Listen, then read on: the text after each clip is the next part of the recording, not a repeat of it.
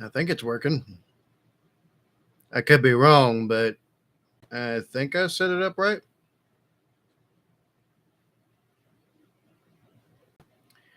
Okay.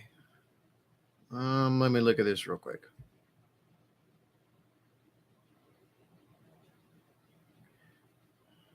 Okay, yeah. I'm pretty sure y'all can hear me. What's up, everybody? BlastCapBadger here. Real fast, before I jump into anything else or everything else, um, just real fast, I'm going to tell y'all to please like, share, comment, and subscribe. And then on top of that, if you feel gracious enough, join the channel. There's a pinned comment in the chat where you can join the channel and basically help keep this channel running a lot more. Otherwise, there's not going to be anything guaranteed about the channel, honestly. So yeah, there is that. And then on top of that, please make sure you like and share the live stream on all social media and all platforms you possibly can, because that's the only way that more people will find out about the channel. And because YouTube definitely is suppressing myself and the channel and y'all at the same time. So yeah, that being said, let's jump into it. So today we're doing some more MrBallen, and it's going to be police prank criminal on camera. So I hope y'all are ready for this, because I think I'm ready for this. All right, at least I'm pretty sure I am. So without further ado, let's do.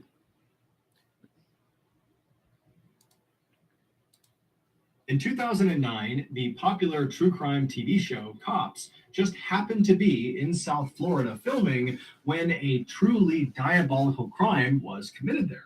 And so cops captured this crime on camera. But someone in their footage was hiding something. And when you know what that something was, it becomes very obvious when you watch. But before we get into today's story, if you're a fan of the strange, dark, and mysterious delivered in story format, then you've come to the right place, because that's all we do, and we upload once or twice every week. So if that's of interest to you, please ask the like button if you can borrow their car for the week, and then when they say yes, spend that week driving around picking up as much roadkill as possible and pack it into their trunk. Picking up as much roadkill as you possibly can and pack it into their back seat in their trunk, and then return the car. Also, please subscribe to our channel. Oh man, pack some roadkill into the trunk. I swear, the people that come up with all the crazy stuff to do the like button are crazy. And turn on all notifications so you don't miss any of our weekly uploads. All right, let's get into today's story.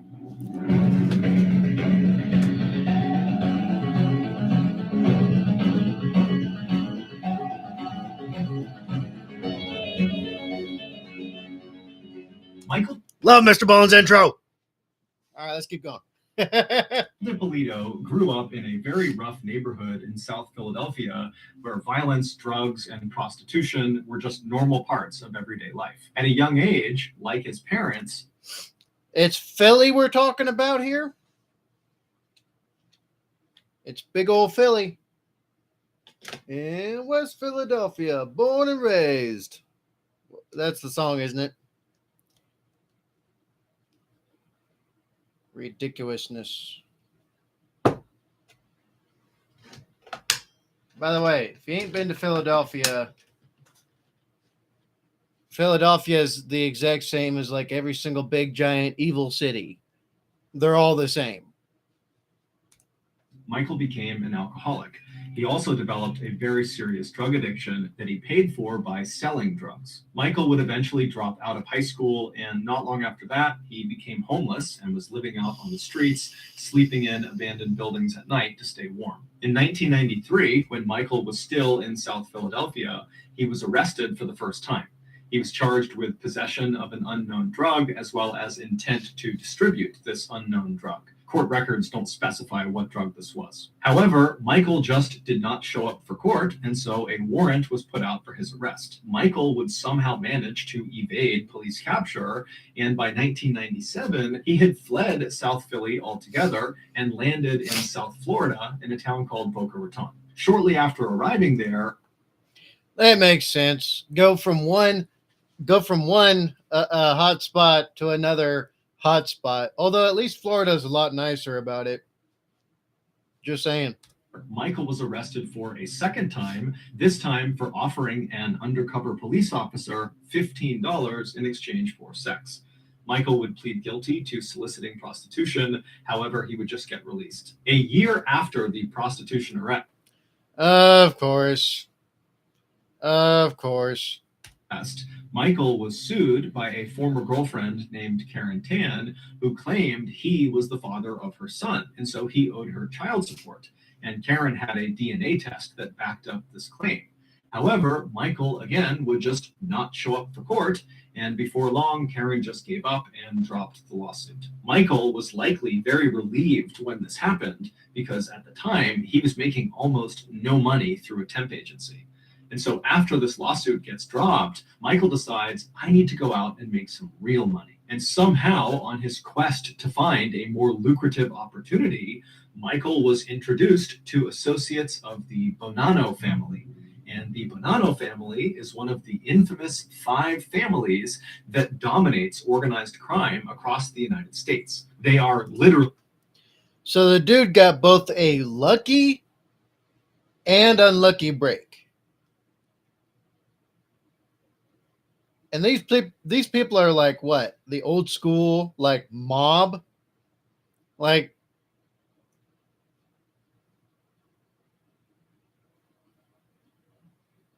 what? Cross your fingers and your toes, my dude. Cross your fingers and your toes, because they might end up hammered at some point. The Italian mafia. And after the mafia met Michael, they took a liking to him, and they did offer him a more lucrative, albeit illegal, opportunity. They gave him a role inside one of their so-called boiler rooms. A boiler room is not literally a boiler room. Instead, it's a group of fraudsters that use high-pressure sales tactics to steal money from unsuspecting victims. I get it. Boiler room. Because they're making people boil in their skin to make sure that they give them money. Typically, the way it works is the fraudster will cold call someone and they will tell them that they have this great get rich quick scheme, but you got to give me your money right now if you want to be a part of it. And so when the victim says, okay, that sounds great, and they wire the money along, the fraudster just steals their money. Michael, who was very charismatic and a natural salesman, got really good at tricking people into giving him their money. And so eventually, Michael realized he could make a lot more money if he started his own boiler room, where his commission could be much higher on the money he stole.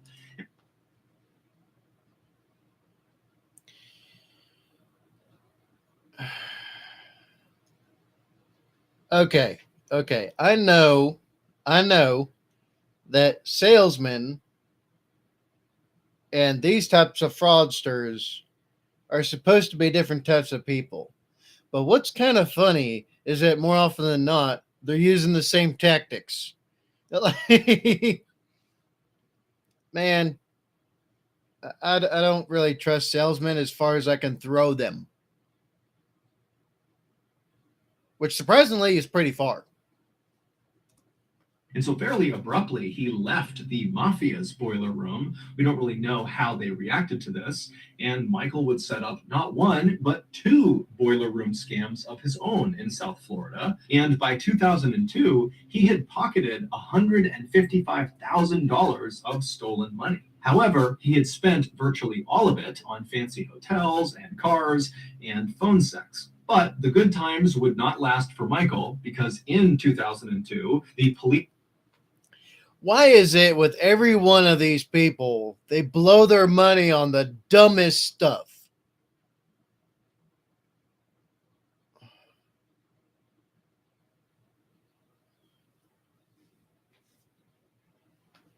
Just why? Why? Why is it every time these types of people like make lots and tons of money, they throw it all away on stuff they get no returns on? Why? Is there like some kind of mentality thing going on? Like, Idiots. Police caught on to Michael's boiler room scams and they raided them, and Michael was arrested for a third time, except this time he would go to court, he would stand trial, and he would be sentenced to 2 years in prison, 28 years of probation, and he would be ordered to pay back the $155,000 that he stole.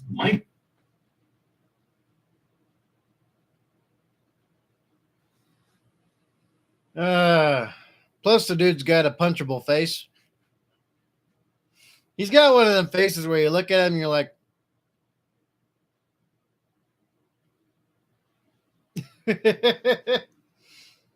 not to mention, he got caught. Like, so me saying they're idiots actually turns out to be, hitting the nail on the head, essentially. Like, Michael would only serve 7 months of his 2-year jail sentence, but that was more than enough to leave a huge impact on him. Michael hated prison. He hated every second of it. And so during those long sleepless nights that he was laying awake in his cell, he made a promise to himself that when he got out, when he was released, he would never, ever come back.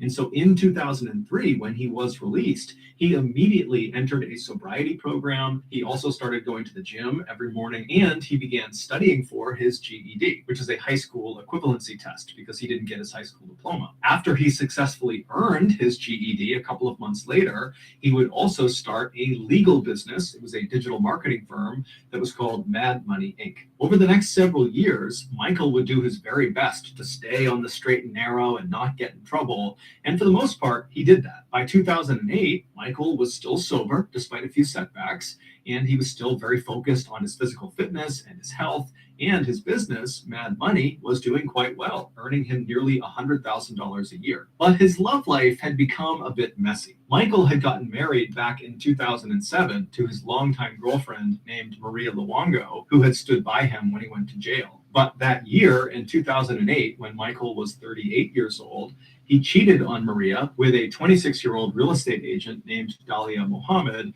who he met at a Starbucks. And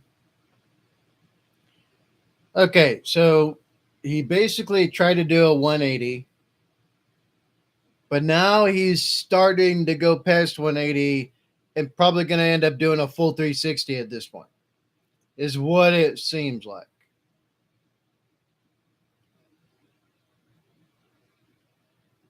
Okay, if you're not happy with who you're with, then leave. Be honest. Be like, hey, look, okay, this ain't working out. This is why. Also, this, that, and the other thing. Okay?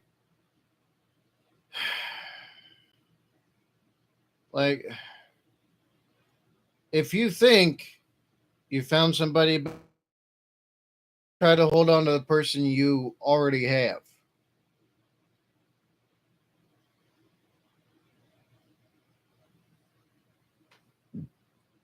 Now, I get it. She's pretty. I get it. I totally get it. She is pretty. Okay? But here's the thing. Okay? You should settle affairs in your own house first before you try to enter someone else's. Or at least you should try to. Like, oh, man. This stuff is so just.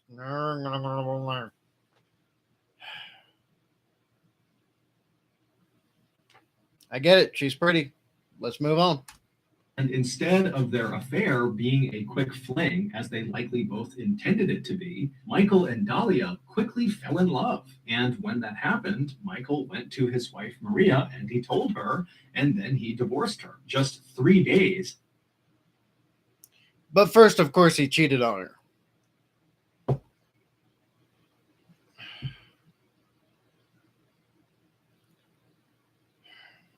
Maybe because this hits so close to home for me is why, this really, really grinds my gears. It gets the smoke coming out the ears.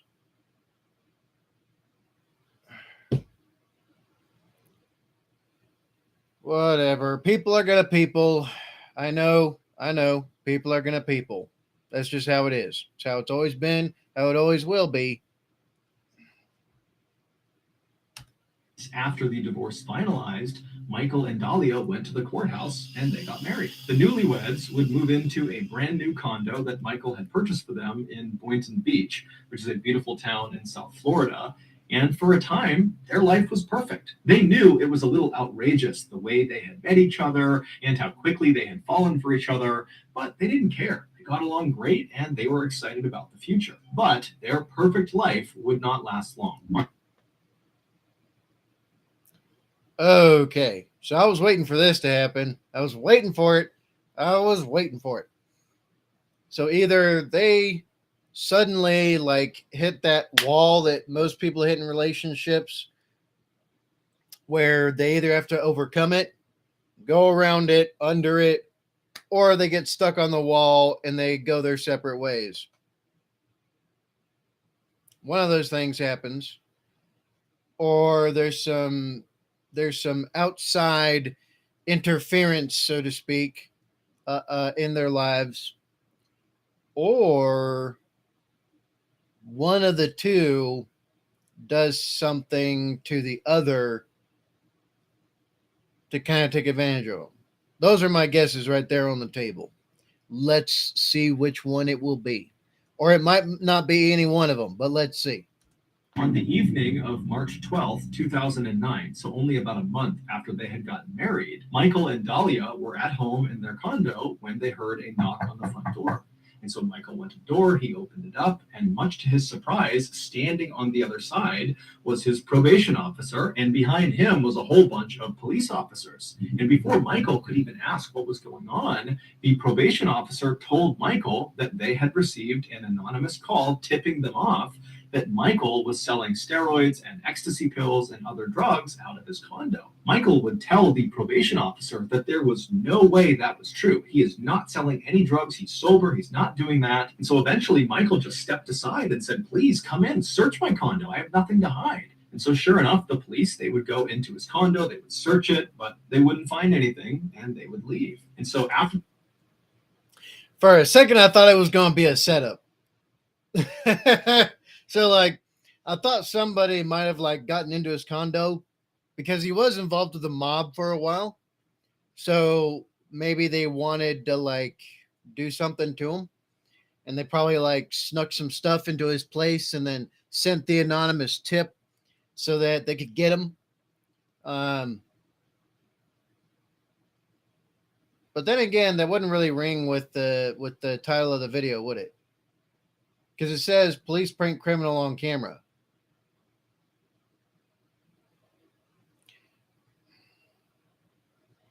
I mean, that could still be a setup. Damn, so many choices. The police had gone, Michael and Dahlia found themselves just standing in their condo, completely dumbfounded. But instead of trying to get to the bottom of it right then and called and why, they just decided it was best for them to just leave their condo for the night and go stay at a nice hotel. So they packed up some bags, they left their condo, which was a total mess from the police search, and they went to the hotel and they had a nice night together. The next morning, when they got up and headed down to the parking lot, they saw up ahead, standing around Michael's car, was Michael's probation officer as well as several other police officers. And so Michael and Dahlia are looking at each other like, what is this again? And so they hustle on over to Michael's car. And before they can even plead their innocence to Michael's probation officer, he stops Michael and just says, look, we got another anonymous call, this time telling us that you are selling drugs out of your vehicle. And so we need to search it. And so Michael is just totally beside himself. But he says, look, go ahead, search it. There's nothing in the car. And so sure enough, the police would open up his car, they'd rip it apart, but again, they wouldn't find anything. Over the next couple of weeks, the only thing Michael and Dahlia ever wanted to talk about was what the heck was going on. Who is placing these anonymous calls claiming that Michael was selling drugs out of the condo and out of the car? It just didn't add up. They wanted to believe that this was all just one big mistake, but in the back of both of their minds, they were thinking about Michael's very checkered past and his previous dealings with the mafia and with people he had clearly ripped off. And so maybe there was someone in his past that was looking to get back at Michael and maybe get him arrested and sent back to jail. Fast forward. Okay, definitely a possibility at this point. But it says that the police are the ones doing the pranking. Could this be some kind of some kind of test? Like the local, the local law enforcement was like, let's test this guy and make sure he's on the up and up. Maybe.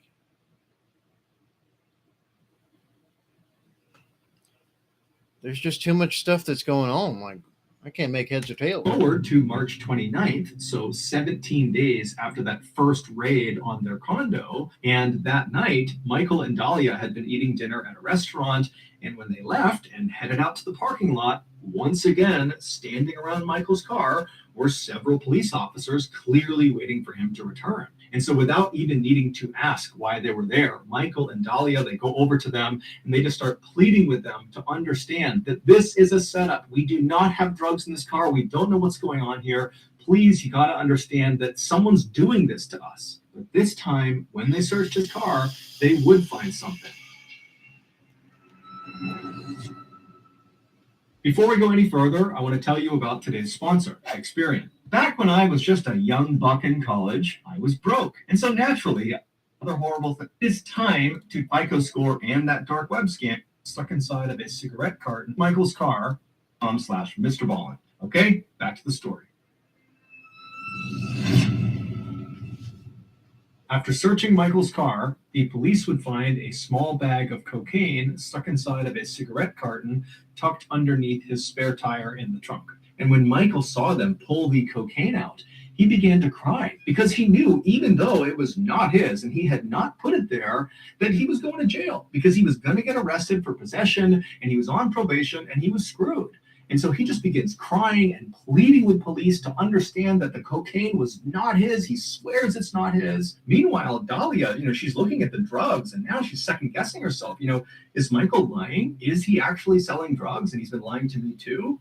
But when she sees her husband crying hysterically and looking so sincere, she believes that he's got to be telling the truth.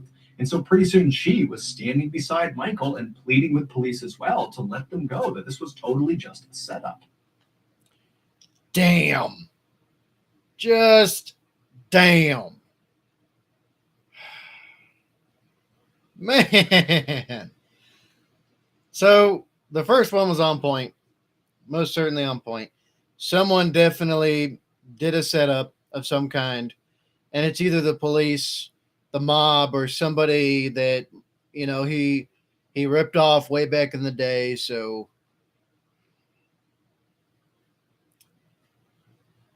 but it could be only one of two things, right? It's either the police or somebody he's messed with before. The past came back to haunt him. Man.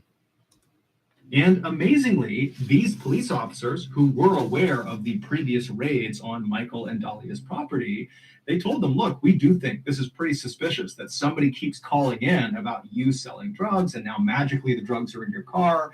And so what we're going to do is we're going to confiscate this cocaine. We're not going to arrest you. Instead, go home, be safe, call us if you see anything strange, you hear anything strange, and we're going to begin investigating to figure out who is making all of these calls. And so Michael and Dahlia were totally relieved to hear this. But at the same time, they were kind of terrified because clearly whoever was looking to get Michael in trouble now was prepared to break into his property in order to do it. And so what was stopping them from breaking into their condo and planting drugs in there as well? And so after these police officers left, Michael and Dahlia hopped in the car, they sped back to their condo, and they went inside and they searched it top to bottom, looking for any sign that anyone had recently been in there or if there were drugs or anything illegal inside of their condo. And after looking and finding nothing, they just locked their doors, shut their windows, shut the blinds, and just prayed that the police would be able to quickly identify who was doing this to them and make them stop. But over the next few months, the police would not figure out who this anonymous caller was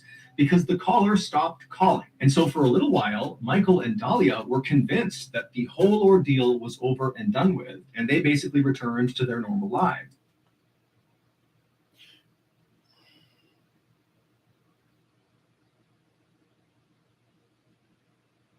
Okay, now I'm not so sure about what's going on.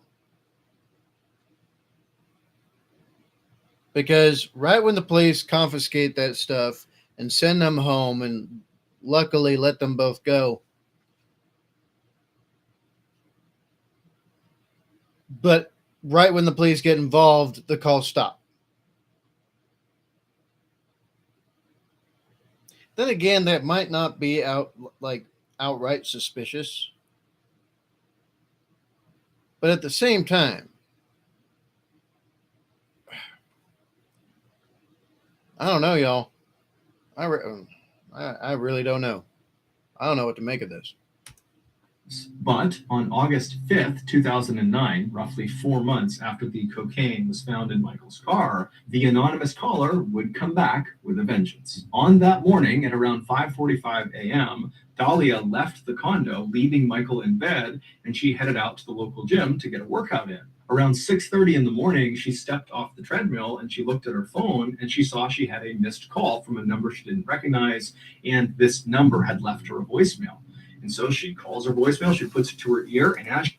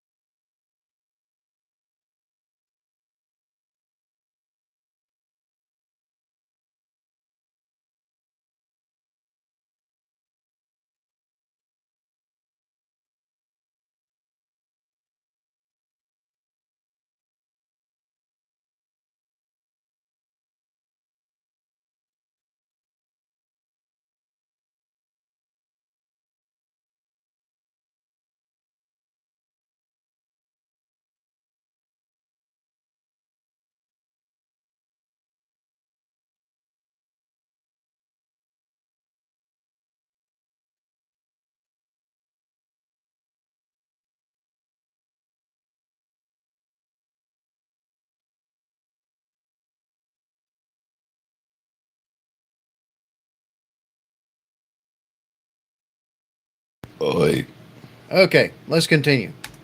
she's listening, her heart starts to race because it was a Boynton Beach detective telling her there had been some sort of incident at her condo and she needed to come back right away. Terrified, Dahlia grabbed her things and she ran out of the gym. She got in her car and she called this number back. And when the detective picked up, she tried to get more information from him about what this incident was, what happened. And the detective would only say that it involved her husband, and he would explain everything when she came back. And so in a total state of shock, Dahlia turned on her car and she sped out of the parking lot and she headed back towards her condo. And when she turned onto her street and saw her condo, she hit the brakes and just stared. In front of her condo were all these police cars with their lights on, and police officers were walking around, and yellow crime scene tape was lining the outside of her property. And inside of the taped off area, there were all these crime scene photographers taking pictures of her condo. And so as Dahlia is sitting in her car at the top of the street, just staring at this crazy scene she's seeing, one of the Boynton Beach police officers sees her and walks up. And after confirming that she was Dahlia DiPolito, he said to her, leave your car here and come with me. And so Dahlia, who knows, obviously, something bad has happened, but really doesn't know the extent of it, she puts her car in park, she gets out, and she begins walking with this police officer over towards this cluster of 3 people that are standing right in front of her property. And it would turn out one of them was the detective who had called her on the phone. And so Dahlia is led over, and that detective, as soon as he sees Dahlia, he walks over to her, and he says to her very matter-of-factly that someone had called about a disturbance in their condo, and shots were fired, and unfortunately, her husband, Michael, is dead.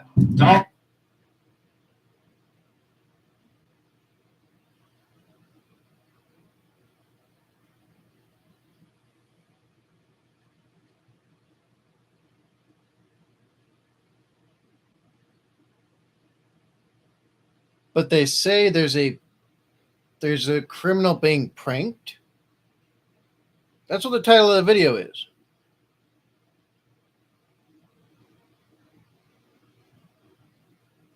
Wait a minute.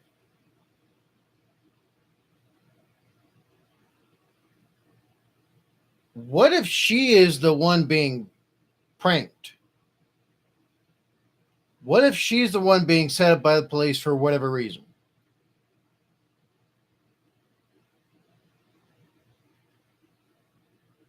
That's a hell of a freaking show to put on.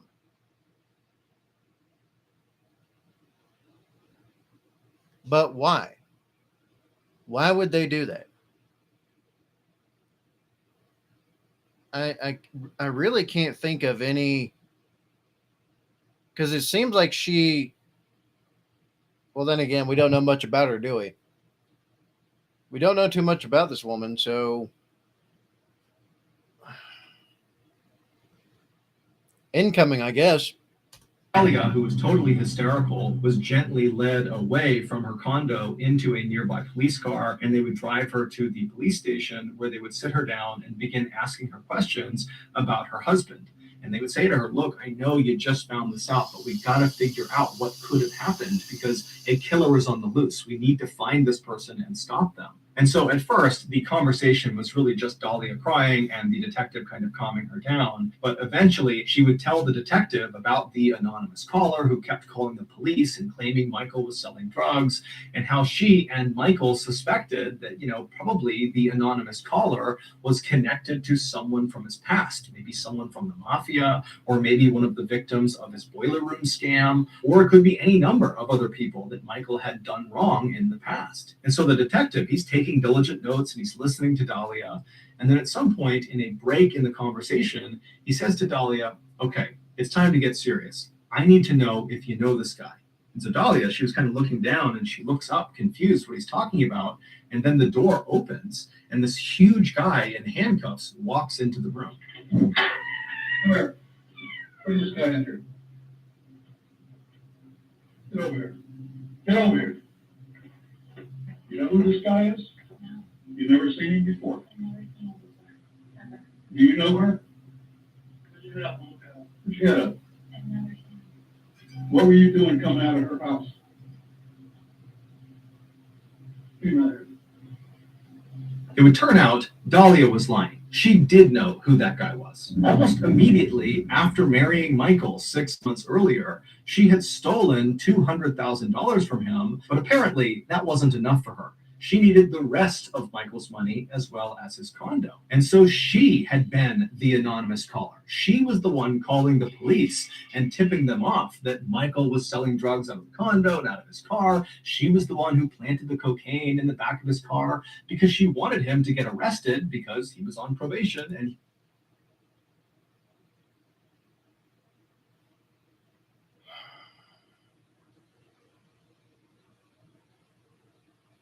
And people wonder why people have trust issues.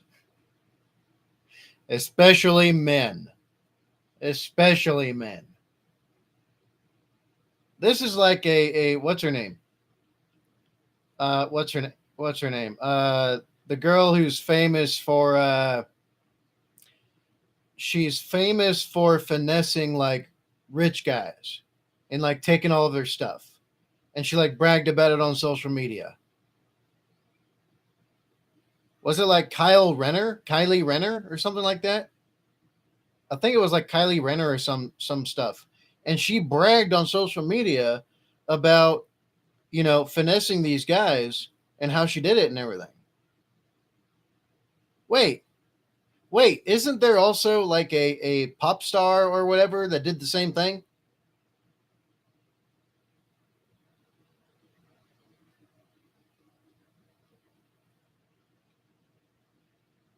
I think so. I wonder why people have such trust issues. Specifically men.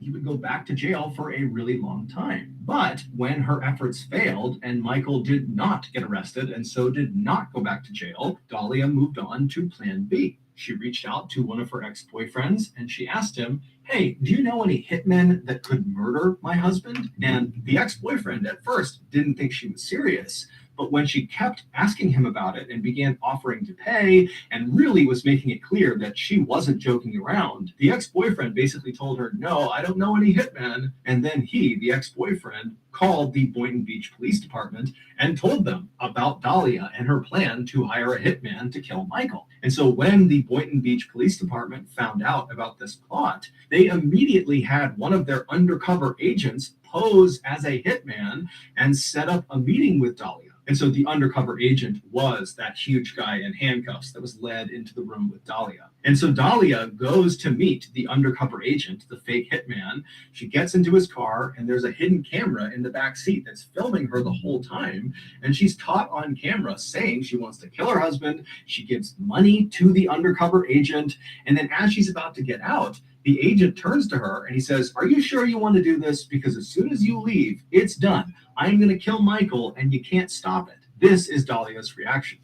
There's no changing. No, there's no, like, I'm determined already. I'm positive, like, 5,000% sure. Like, no, when I tell you to do something, I'm going to do that. Like, as soon as you told me I was going to get the money from you, I went, I grabbed it right away. Like, we were good to go. Like, with me, you're not going to have a problem. You're not going to have an issue. And so the Boynton Beach Police Department, they have all this information about what Dahlia thinks is going to happen, and they decide they can use this information to set her up in the most elaborate way possible. And it just so happened the very popular true crime TV show, Cops, was filming in the area. And so the Boynton Beach Police Department allowed Cops to be a part of this elaborate setup. So they got to film everything that happened. So on the morning of August 5th, Dahlia got up and left her condo at 5:45 a.m. and headed to the gym, knowing, at least in her mind, that the hitman would be coming to her condo right after her, breaking in and shooting her husband twice in the head.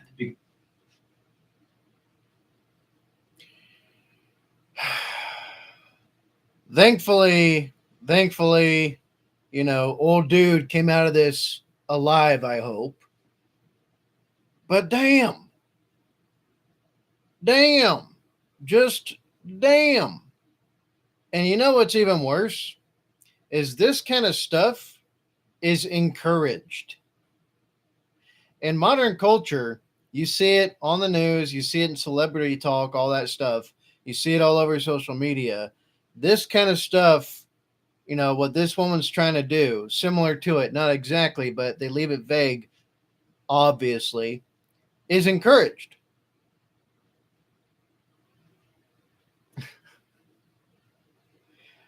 Man, just look. I don't know what to tell y'all. I really don't. But how can you trust anyone after stuff like this is being promoted by the mainstream culture? Because that was the plan they had come up with that was captured on film. And so after the police see her leave at 5:45 a.m., because they were monitoring the condo, they rushed in, they knocked on the door, and they got Michael to come downstairs. And he had no idea his wife was trying to kill him. So he comes to the door, he's totally confused, but he goes with them and he's kind of ushered off to the police station.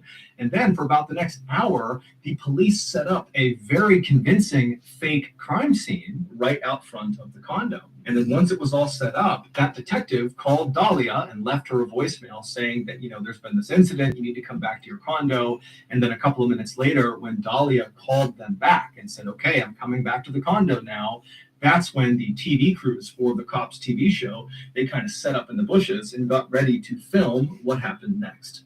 Listen, we had a report of a disturbance at your house, and there were shots fired. Is your husband Michael? Okay, I'm sorry to tell you, ma'am, he's been killed. He's been...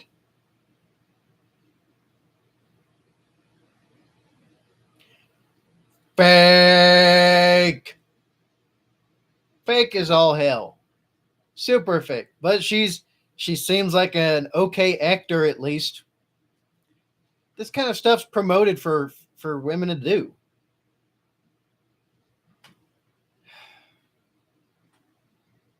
Oh man. what is it? MGTOW or whatever? MGTOW or MTOW or whatever thingy, that thing.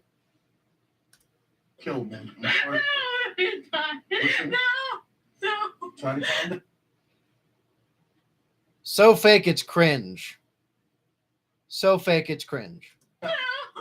Listen, right now, we need to get you safe. We need to get you to the police station. I can't let you in, man. We have to do our job. After the fake hitman was pulled out of the interrogation room after Dahlia had said, "Oh, I don't know who he is," the detective just stared at her in total silence for a minute. And then he broke the news that he totally knew all about her murder plot and that she was going to jail. Good job. Good freaking job. This is one of the good. This is one of the good ones. This is one of the good ones. They got her. They got her. They scooped her up, got her in the vice, and squeezed.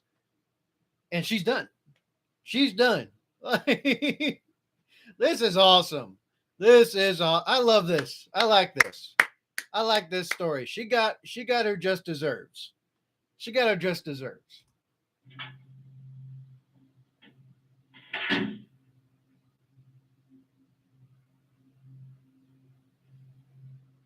You're going to jail today for solicitation and murder. You're under arrest. That's an undercover police officer. Everything has been recorded. You were photographed in the convertible when you sat in his car in the front of CVS. What do you want to do? What do you want to do here? I didn't do anything. Listen to I me. didn't do anything. You're going I to didn't jail. do anything. Please, I didn't do anything. Tell me you didn't. I'm a princess. How dare you? I'm innocent just because I'm a woman.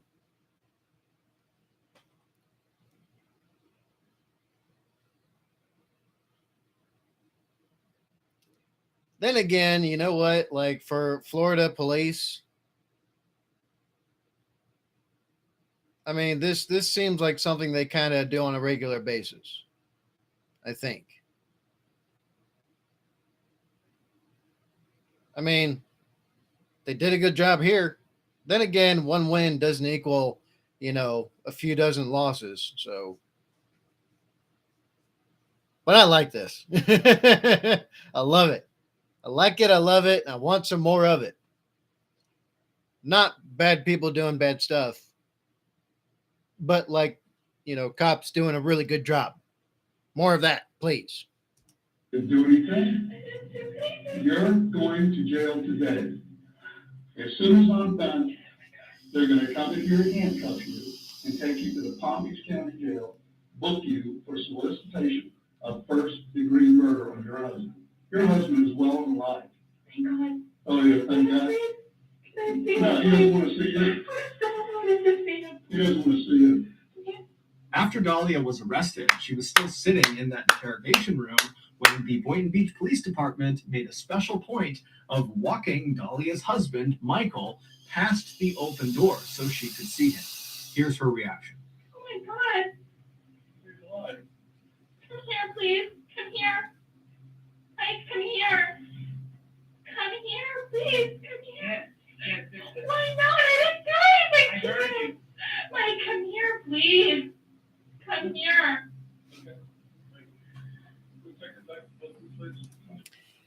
The insidious snake is caught in a trap. Eve took a bite of that apple and tried to force Adam to take a bite also, so she didn't go down alone. Bub, victory. Victory. I love it.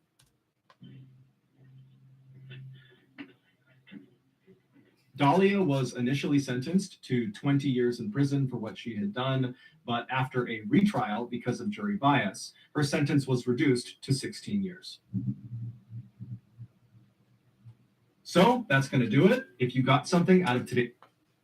There we go, folks. MrBallen, please print criminal on camera. Bub, I want to see more of this. Oh, man. I would love to see more of this. All right, so I enjoyed this. I enjoyed this greatly. And just the sheer, like,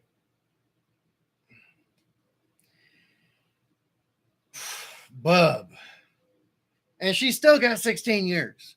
She only got 4 years off her sentence. Just 4. That was it. Like, damn. Good on the police. Good on the police. This is one of the back the blue type of stories. This really is. I like this. I like this. But what did y'all think of it? What did y'all think? Y'all let me know. Y'all let me know. All right, let me read the chat. It's probably pretty short because this is a pretty short stream. Annette Fisher, 150,000. It's a lot. Yes, that is a lot. Brandon Peters twice. Hi. Oh, this one's pretty good. They got her. Oh, you've seen it already. Of course you have. Annette Fisher, never marry, most likely. Lima FX, welcome to a live stream. I know, right? Yes. Brandon Peters, she went to instantly crying. So unrealistic. Indeed. Annette Fisher, thought that too. Brandon Peters, bad boys, oh, what you gonna do? What you gonna do when they come for you? I remember that show way back, way back. Wait, I think it's still around. I think Cops might still be around. Maybe. I'm not sure. Brandon Peters. Judge Judy is a pretty good lady. Dang, I haven't heard about Judge Judy in like 20 years. Dang. Nostalgic. Brandon Peters. Well, 16 years is still a while, so that's good. Oh, yeah. Hopefully she learned her lesson. And when she gets out, you know, she does what Mike did and does a 180.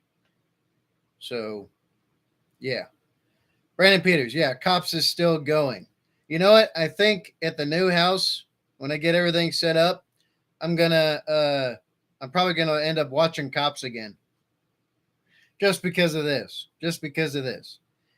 This was a really good, just awesome freaking like story. Like this is like a back the blue type of like strong story. All right. There is nobody else talking in the chat. All right. So